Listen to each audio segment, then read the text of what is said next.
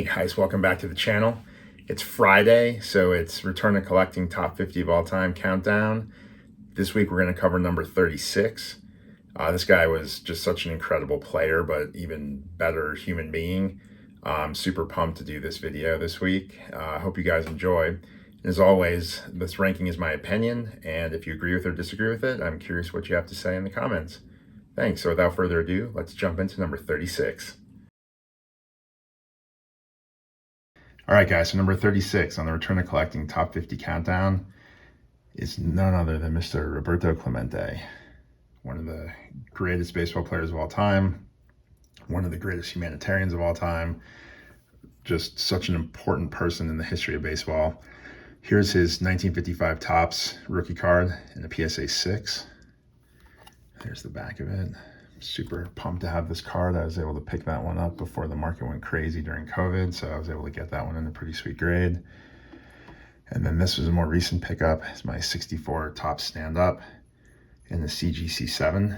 This is my first Topps stand-up card. It's a great looking card. It's the back of it. I'm just super pumped to have that in the collection as well. Don't have a Clemente auto yet, but that's definitely on the list. So, Roberto Enrique Clemente Walker, born on August 18th, 1934 in Carolina, Puerto Rico. Growing up, Clemente's family didn't have much money. As such, he and his brothers worked alongside their father in the sugarcane fields, helping load and unload trucks. His childhood helped him understand the importance of helping others, which lasted his lifetime. In high school, Clemente was a high jumper and javelin thrower. He was considered good enough to represent his country in the Olympics. He later claimed that his javelin throwing helped him build his throwing arm, which was one of the best of all time. Clemente loved baseball, so he chose to play amateur ball rather than train for the Olympics. Upon graduation, he played for the Puerto Rico Professional Baseball League Crabbers. After a few years of success, he was signed by the Brooklyn Dodgers in 1954.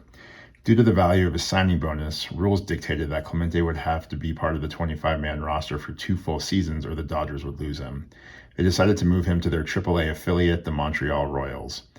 When the Pirates scout, who went to see Joe Black, one of Clemente's teammates at practice, and was so impressed, he made Clemente their first choice in the 1954 Rule 5 draft. Clemente had found his team would play for the Pirates for his entire career. Being a loyal son of Puerto Rico, Clemente would also play most of his MLB off seasons for the Puerto Rican professional teams. He was considered the best Puerto Rican player of all time. Beyond being an incredible player, Clemente was also a patriot. He joined the U.S. Marine Corps Reserves in 1958. He had back problems from a car accident a year earlier and claimed his PT at Parris Island had helped him tremendously. He gained 10 pounds of muscle and the pain went away forever. Clemente dealt with the usual pathetic racial and ethnic tensions that were common in baseball after it was desegregated. Clemente wouldn't put up with it and spoke out against any and all discrimination. Fans really changed their take on him, though, when on July 25th, 1956, Clemente hit an inside-the-park grand slam against the Cubs, erasing a 3-run deficit in the bottom of the 9th. Clemente went on to have an incredible career as a true 5-tool player.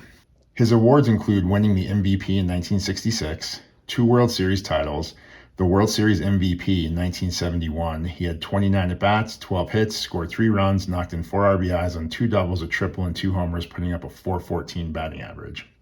He had 15 All-Star appearances.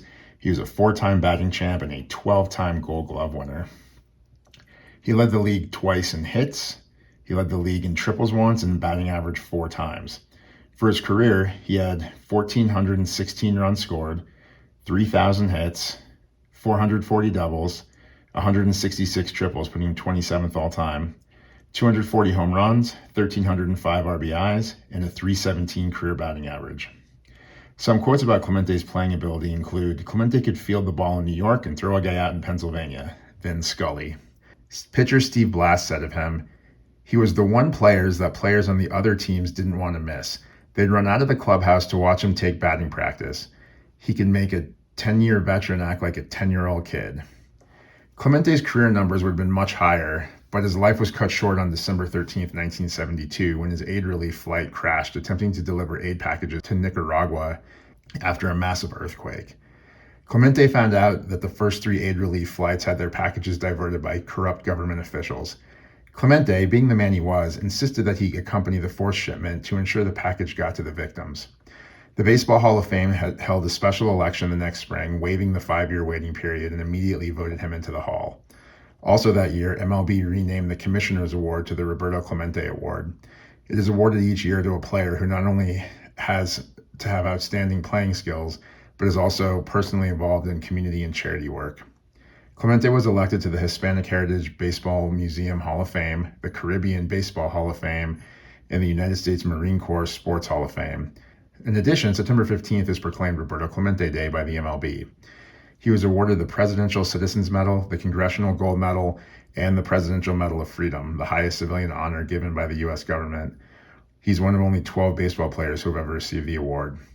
Puerto Rico granted Clemente the formal recognition of national hero. Pirate GM Joe Brown said, "He's a shining star to many, many people. He grows and grows over time. He doesn't diminish. The sad part is that we don't have enough videos of him. He made so many great plays that people can only talk about. You can never capture the magnificence of this man."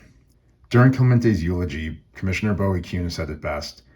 He gave the term complete a new meaning. He made the word superstar seem inadequate. He had about him a touch of royalty. Clemente's legacy reaches far beyond the baseball field. He was a great man who thought of others before himself. He spent the majority of his non-playing time on charity work and trying to make the world a better place.